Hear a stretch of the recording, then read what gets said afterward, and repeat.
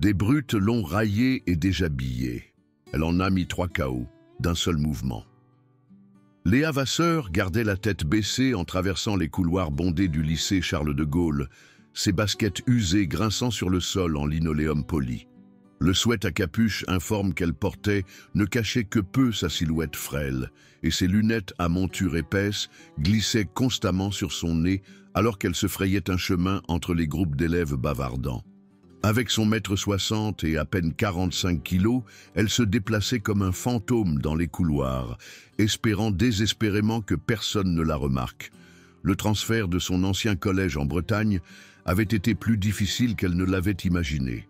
Déménager en région parisienne en milieu de semestre signifiait entrer dans des cercles sociaux établis où chacun connaissait déjà sa place. Léa avait vite compris que la sienne se trouvait tout en bas de l'échelle. Son teint mat, ses vêtements de seconde main et son attitude discrète faisaient d'elle une cible facile pour ceux qui cherchaient à gravir les échelons sociaux en piétinant quelqu'un d'autre. « Tiens, regardez ce qu'on a là !» lança une voix qui contracta l'estomac de Léa d'effroi. Chloé Dubois, la reine incontestée du lycée Charles de Gaulle, bloquait le chemin du casier de Léa. Avec ses cheveux blonds parfaitement coiffés, ses vêtements de marque et son sourire cruel, Chloé commandait le respect et la peur à parts égales. À ses côtés se trouvaient ses 2 plus proches disciples, Justine Picard, une grande brune avec une méchanceté tenace, et Marine Roux, dont les cheveux roux reflétaient son tempérament de feu. « Tu vas quelque part? La nouvelle ?» La voix de Chloé dégoulinait d'une fausse douceur alors qu'elle se rapprochait.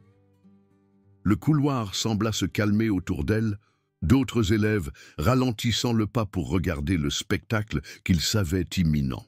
Léa serra plus fort son sac à dos et essaya de contourner le trio, mais Justine se déplaça rapidement pour lui barrer la route. « Ne sois pas impolie, Léa. Chloé te parle. »« J'ai juste besoin d'aller à mon casier. » marmonna Léa, les yeux fixés sur le sol. Elle pouvait sentir les regards de dizaines d'élèves lui brûler le dos, leurs commentaires chuchotés créant un bourdonnement d'attente. « Ton casier ?» Chloé éclata de rire, un son comme du verre brisé. « Tu veux dire celui qui est sur le point d'être redécoré ?» Avant que Léa ne puisse réagir, Marine avait attrapé son sac à dos et en avait déversé le contenu à travers le couloir. Cahiers, stylos et devoirs se sont éparpillés partout, et le monde soigneusement organisé de Léa explosa dans le chaos. « Oups !» dit Marine, avec une fausse innocence, marchant sur le projet scientifique de Léa en s'éloignant. « Tu ferais mieux de nettoyer ça avant que quelqu'un ne se blesse. » Les 3 filles s'éloignèrent en se pavanant, leur rire résonnant sur les murs, tandis que Léa s'agenouillait pour ramasser ses affaires éparpillées. Quelques élèves enjambèrent ses fournitures sans offrir d'aide, et elle capta des bribes de leur conversation. « Tellement pathétique !» chuchota quelqu'un. « Pourquoi elle ne se défend pas? J'ai entendu dire qu'elle était ici grâce à une bourse. » Ce qu'ils ne savaient pas, ce que personne au lycée Charles de Gaulle ne pouvait imaginer, c'est que Léa Vasseur s'entraînait au judo depuis l'âge de 7 ans. Son père avait été un combattant professionnel avant qu'une blessure ne mette fin à sa carrière, et il avait transmis ses connaissances à sa fille avec la même intensité qu'il avait autrefois apportée à la reine. Dans la petite salle de sport en Bretagne, Léa avait obtenu sa ceinture marron et pouvait soumettre des adversaires 2 fois plus gros qu'elle. Mais les mots de son père résonnaient dans sa tête chaque fois qu'elle était confrontée à une confrontation à l'école. Se battre, c'est pour le tatami, ma fille. Dans le monde réel, tu t'en vas. Tu ne te bats que s'il n'y a pas d'autre choix. Alors, Léa s'en allait.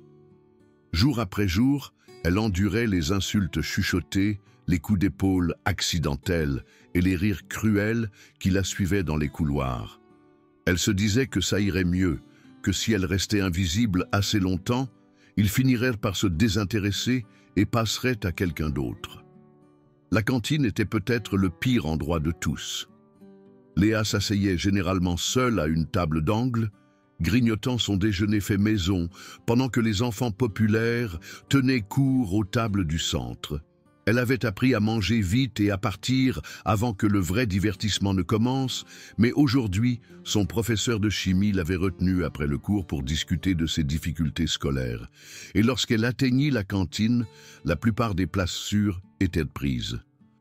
Elle trouva une place vide près des fenêtres et venait juste de déballer son sandwich, quand elle sentit quelqu'un se glisser sur la chaise en face d'elle. Levant les yeux, elle fut surprise de voir Théo Garnier, l'un des rares élèves qui lui avait jamais témoigné de la gentillesse. Il était dans l'équipe de foot, avec des yeux bruns chaleureux et un sourire facile qui faisait battre son cœur chaque fois qu'il la regardait. « Ça te dérange si je m'assois ici ?» demanda-t-il, même s'il était déjà installé. « Les gars se disputent au sujet du match d'hier soir et j'avais besoin d'une pause du bruit. » Léa hocha la tête, ne faisant pas confiance à sa voix. Théo était tout ce qu'elle n'était pas. Confiant, apprécié, à l'aise dans sa peau. Qu'il ait choisi de s'asseoir avec elle ressemblait à un petit miracle. « Comment tu t'installes ?» demanda-t-il en prenant une bouchée de sa pizza. « Je sais que déménager en milieu de semestre peut être difficile. »« Ça va, bien, » réussit à dire Léa, bien qu'ils sachent tous les deux que c'était un mensonge. Théo avait vu suffisamment d'incidents dans le couloir pour savoir exactement comment elle était traitée. « Tu sais, si tu veux qu'on traîne ensemble un de ces jours, peut-être prendre un café ou voir un film ?» L'invitation de Théo flottait dans l'air entre eux, et Léa sentit ses joues rougir. « J'aimerais bien, » dit-elle doucement, et son sourire en retour lui fit oublier pendant un instant tout le reste. Ce moment de bonheur dura exactement 30 secondes. Oh, c'est précieux. La voix de Chloé coupa leur conversation comme une lame. Elle se tenait derrière la chaise de Théo, sa manucure parfaite tambourinant contre la table. Théo Garnier, qui se rabaisse à la file boursière, comme c'est charitable de ta part. Fous le camp, Chloé, dit Théo, sa voix tendue d'avertissement. On est juste en train de parler. Juste en train de parler? Justine apparut à l'épaule de Chloé, les yeux brillants d'une joie malicieuse. Où est-ce que notre star du foot développe ici un goût pour les saveurs exotiques? La cantine s'était tue autour d'eux, et Léa sentit la brûlure familière de l'humiliation remonter le long de son cou. Elle commença à se lever, prête à fuir, mais la main de Chloé jaillit et la repoussa vers le bas. « Ne partez pas à cause de nous, » dit Chloé avec douceur. « On ne fait que commencer. Ce qui arriva ensuite serait gravé à jamais dans la mémoire de Léa. » Marine, agissant sur un signal silencieux de Chloé, attrapa le dos du sweat à capuche de Léa et le tira vers le haut et au-dessus de sa tête d'un seul mouvement rapide. Le t-shirt fin en dessous remonta avec lui, exposant le ventre de Léa et le soutien-gorge blanc uni qu'elle portait en dessous. La cantine éclata en halètements et en rires, alors que Léa essayait frénétiquement de remettre ses vêtements en place, le visage brûlant de honte. « Regardez ça !» annonça Chloé à la salle. « Même ces sous-vêtements viennent du magasin Discount. » Des caméras de téléphone apparurent de toutes les directions, capturant l'humiliation de Léa pour la postérité. Elle pouvait entendre les clics et les bips électroniques, alors que son moment d'embarras ultime était documenté et partagé. Théo se leva d'un bond, le visage sombre de colère, mais le mal était déjà fait. « Vous êtes malade !» cracha-t-il à Chloé, aidant Léa à remettre ses vêtements en place. « Vous tous. »« On est malade ?» Chloé rit. « Ce n'est pas nous qui devenons intimes avec la domestique. C'est à ce moment-là que tout a changé. Pas l'humiliation, pas les rires, pas même les téléphones qui enregistraient sa honte. C'est le regard dans les yeux de Théo alors qu'il affrontait l'équipe de Chloé, la façon dont il l'avait défendue quand il aurait été plus facile de s'en aller, qui a finalement brisé quelque chose à l'intérieur de Léa. Elle avait été prête à endurer tout ce qu'il lui lançait, mais traîner Théo dans leur cruauté était une ligne qu'elle ne pouvait pas les laisser franchir. « Laissez-le tranquille, » dit Léa, sa voix à peine audible. « Qu'est-ce que tu as dit ?» Chloé fit la sourde oreille de façon théâtrale. « La petite souris vient-elle de couiner ?»« J'ai dit, laissez-le tranquille. » Cette fois, la voix de Léa porta à travers la cantine silencieuse. Elle se leva lentement, les mains fermes malgré la tempête qui faisait rage à l'intérieur de sa poitrine. « Votre problème est avec moi, pas avec lui. »« Oh, maintenant tu veux jouer les durs ?» Marine rit. Ça devrait être bon. Mais quelque chose dans la posture de Léa avait changé. Ses épaules se redressèrent, son menton se leva, et pour la première fois depuis son arrivée au lycée Charles de Gaulle, elle regarda ses bourreaux directement dans les yeux. Le changement était subtil, mais indubitable, et Théo le remarqua immédiatement. « Léa !»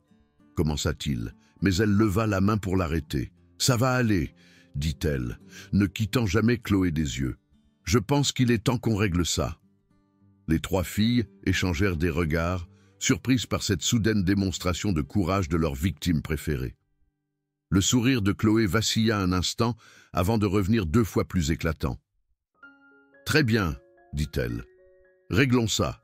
Demain après les cours, près de l'ancien gymnase, juste toi et moi. Vous trois, » corrigea Léa, sa voix calme et posée. « Puisque vous êtes si courageuses quand vous êtes ensemble. » Le défi flottait dans l'air entre elles, et Léa pouvait voir le calcul dans les yeux de Chloé. Elle essayait de comprendre s'il s'agissait d'une sorte de ruse, si la petite Léa Vasseur était réellement capable de soutenir sa nouvelle confiance. « À tes risques et périls », dit finalement Chloé, faisant volte-face et s'éloignant à grands pas. Justine et Marine suivirent, mais pas avant que Marine ne se penche près de l'oreille de Léa. « Tu vas le regretter », chuchota-t-elle. Alors que la cantine reprenait lentement son volume normal, Théo attrapa le bras de Léa. « Tu es folle. Ces trois-là vont te détruire. » Léa le regarda, ce garçon qui lui avait témoigné de la gentillesse quand personne d'autre ne le voulait, qu'il avait défendu alors qu'il aurait été plus facile de s'en aller. « Elles l'ont déjà fait, » dit-elle doucement. « Qu'est-ce qu'il me reste à perdre ?» Ce soir-là, Léa se tenait dans sa chambre et sortit un sac de sport qu'elle n'avait pas touché depuis le déménagement.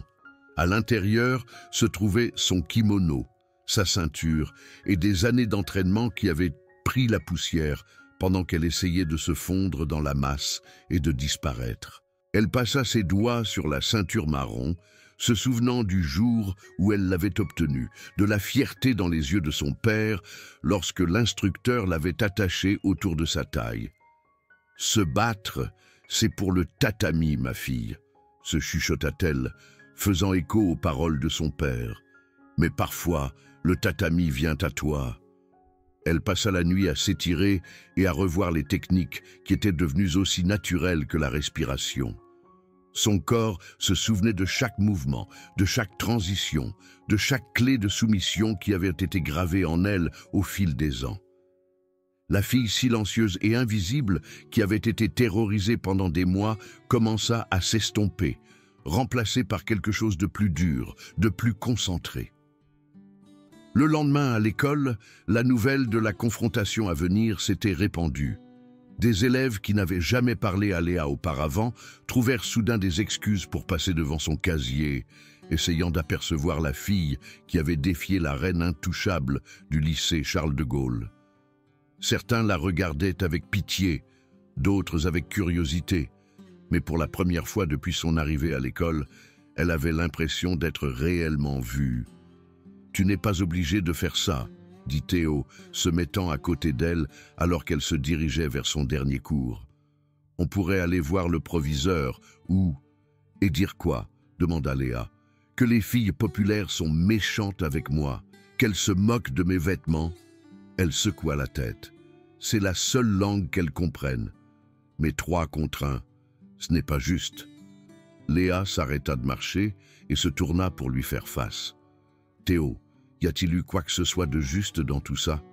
Les noms qu'elle me donne, la façon dont elle m'humilie devant tout le monde, le fait que les professeurs voient ce qui se passe et ne fassent rien ?» Elle toucha doucement son bras. « Parfois, il faut créer sa propre justice. » L'ancien gymnase était une relique des premiers jours du lycée Charles de Gaulle, avant que les nouvelles installations sportives ne soient construites.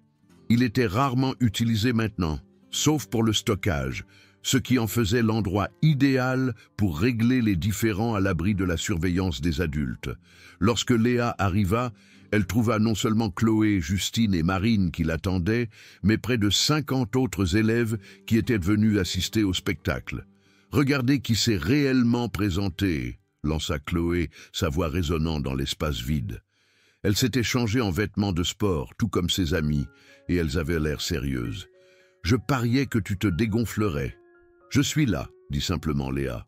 Elle s'était changée aussi, échangeant son sweat à capuche surdimensionné habituel contre un t-shirt ajusté qui permettait une liberté de mouvement totale. Pour la première fois depuis des mois, elle n'essayait pas de se cacher. La foule forma un cercle grossier autour d'elle, les téléphones déjà sortis et en train d'enregistrer. Léa pouvait voir Théo près du fond, le visage crispé d'inquiétude. Elle croisa son regard et hocha la tête, une promesse silencieuse que quoi qu'il arrive, elle irait bien.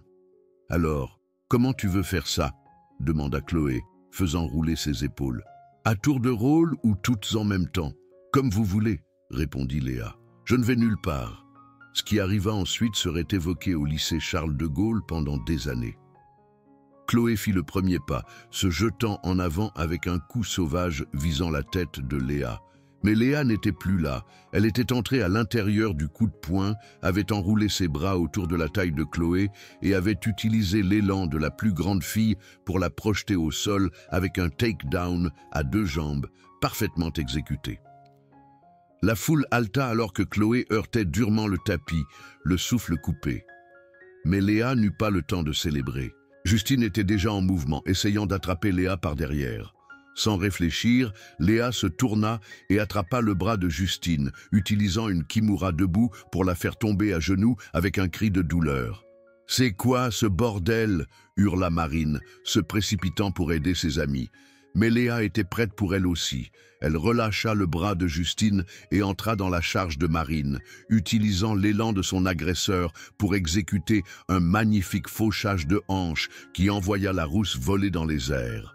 Toute la séquence avait pris moins de 30 secondes, et maintenant les 3 brutes les plus redoutées du lycée Charles de Gaulle étaient au sol, regardant la fille qu'elles avaient tourmentée pendant des mois. Le gymnase se tut, à l'exception de la respiration lourde des 4 combattantes. « C'est impossible, » haleta Chloé, luttant pour se remettre sur pied. « Tu n'es qu'une petite personne. »« Je n'ai jamais été personne, » dit Léa, sa voix portant clairement à travers le silence stupéfait. « Vous n'avez juste jamais pris la peine de regarder. » Chloé se précipita à nouveau sur elle, cette fois avec Justine et Marine à ses côtés. Mais Léa s'était entraînée pour des situations comme celle-ci en combattant contre plusieurs adversaires dans l'environnement contrôlé de la salle de sport. Elle attrapa le bras de Chloé et l'utilisa pour la balancer sur Justine, faisant trébucher les 2 filles. Marine essaya de l'attraper par derrière, mais Léa se baissa et balaya ses jambes, l'envoyant s'écraser à nouveau sur le tapis. « Arrêtez !»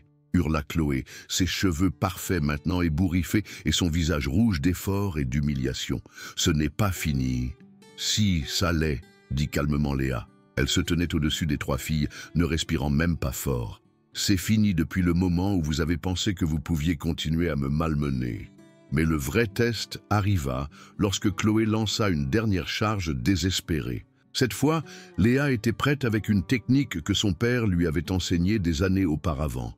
Elle attrapa le bras de Chloé, tourna en dessous et appliqua une clé de bras debout qui fit tomber la plus grande fille à genoux avec un cri de douleur. « Je pourrais le casser », dit doucement Léa, sa voix destinée uniquement à Chloé.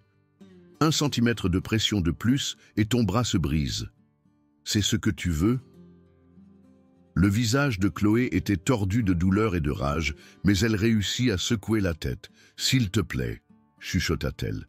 Léa maintint la position pendant un autre moment, assez longtemps pour s'assurer que tout le monde comprenait qui avait le contrôle.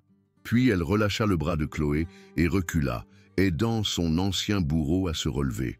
« Je ne suis pas comme toi, » dit Léa, assez fort pour que toute la foule l'entende. « Je ne prends pas mon pied en blessant des gens qui ne peuvent pas se défendre. » Les 3 filles se tinrent ensemble, leurs vêtements de sport de marque sales et déchirés, leurs visages brûlants d'humiliation. Justine avait des larmes qui coulaient sur ses joues et Marine ne pouvait croiser le regard de personne. Mais c'est Chloé qui surprit tout le monde. « Comment ?» demanda-t-elle, sa voix à peine audible. « Comment as-tu… » « Mon père m'a appris, » dit simplement Léa. « Il m'a dit que se battre ne devrait être qu'un dernier recours, qu'il faut toujours essayer de s'en aller en premier. Je me suis éloignée de vous pendant des mois, en espérant que vous vous ennuyiez et que vous passiez à quelqu'un d'autre. Mais vous ne l'avez jamais fait. Je suis désolé, » dit soudain Chloé, les mots semblant la surprendre autant que tout le monde. « Je suis vraiment désolé. » La foule commença à se disperser, les élèves sortant de l'ancien gymnase, avec leurs téléphones pleins de séquences, qui seraient partagées et repartagées pendant des semaines. Mais ce ne serait pas l'histoire d'une raclée brutale ou d'une violence insensée. Au lieu de cela, ce serait l'histoire d'une fille qui avait enfin tenu tête, qui avait fait preuve de force et de miséricorde à parts égales. Théo fut le premier à l'approcher, son visage mêlant admiration et inquiétude. « Ça va ?» demanda-t-il. « Je vais mieux que bien, » dit Léa, et pour la première fois depuis des mois, elle le pensait vraiment. « Je suis libre. » Le changement au lycée Charles de Gaulle fut immédiat et spectaculaire. Les élèves qui n'avaient jamais accordé un regard à Léa hochèrent maintenant la tête respectueusement lorsqu'elle passait dans les couloirs. Les insultes chuchotées cessèrent, remplacées par des regards curieux et une admiration à contre-cœur. Même les professeurs semblèrent la remarquer différemment, comme si elle était devenue plus substantielle du jour au lendemain. Chloé, Justine et Marine gardèrent leur distance, mais les rires cruels et l'humiliation calculée avaient disparu. Elles avaient appris que leur victime préférée était capable de se défendre, et cette connaissance changea tout dans leur façon de se déplacer dans le monde. « Je n'arrive toujours pas à croire que tu aies fait ça, » dit Théo, alors qu'ils étaient assis ensemble à la cantine une semaine plus tard. Cette fois, ils n'étaient pas seuls. D'autres élèves s'étaient joints à eux, attirés par la nouvelle confiance de Léa et l'histoire de son incroyable résistance contre les brutes les plus redoutés de l'école. « Je n'arrive pas à croire que j'ai attendu si longtemps, » répondit Léa en prenant une bouchée de son sandwich. « Mon père a toujours dit que se battre était un dernier recours, mais je pense qu'il comprendrait cette fois. Tu vas lui dire ?» Léa sourit. « Je pense qu'il le sait déjà. Il me demande pourquoi j'ai l'air si différente au téléphone. » Au fil des semaines, Léa se retrouva à s'installer dans un nouveau rôle au lycée Charles de Gaulle. Elle n'était pas populaire au sens traditionnel du terme, mais elle était respectée. Les élèves qui étaient victimes d'intimidation commencèrent à l'approcher pour lui demander conseil, et elle se retrouva à devenir une protectrice non officielle des opprimés de l'école. « Tu sais ce qui est bizarre ?» dit-elle à Théo un après-midi, alors qu'ils se dirigeaient vers leur casier. « Je ne suis plus en colère. Pendant des mois, j'ai trimballé toute cette rage et cette blessure avec moi, et maintenant, c'est juste parti. » « C'est parce que tu as finalement fait quelque chose à ce sujet, » dit Théo. « Tu as repris ton pouvoir. » Léa hocha la tête, comprenant la vérité dans ses paroles. La fille qui avait autrefois essayé de se rendre invisible avait appris que parfois, la seule façon de trouver la paix est de se lever et d'être vue. Elle avait découvert que la force n'était pas d'être la plus grande ou la plus bruyante, mais de savoir quand se battre et quand faire preuve de miséricorde. L'histoire de ce qui s'était passé dans l'ancien gymnase deviendrait une légende au lycée Charles de Gaulle. Mais pour Léa, ce n'était que le début. Elle avait appris qu'elle n'avait pas à choisir entre être gentille et être forte, qu'elle pouvait être les deux. Et dans une école où l'intimidation avait autrefois semblé être une force imparable, elle avait prouvé que parfois, il suffit d'une personne prête à se lever et à se battre pour tout changer. Plus importante encore, elle avait appris qu'être sous-estimée n'était pas une faiblesse. C'était une arme qui pouvait être utilisée pour protéger non seulement elle-même, mais tous ceux qui avaient besoin de quelqu'un pour les défendre. La fille tranquille de Bretagne avait trouvé sa voie et le lycée Charles de Gaulle ne serait plus jamais le même.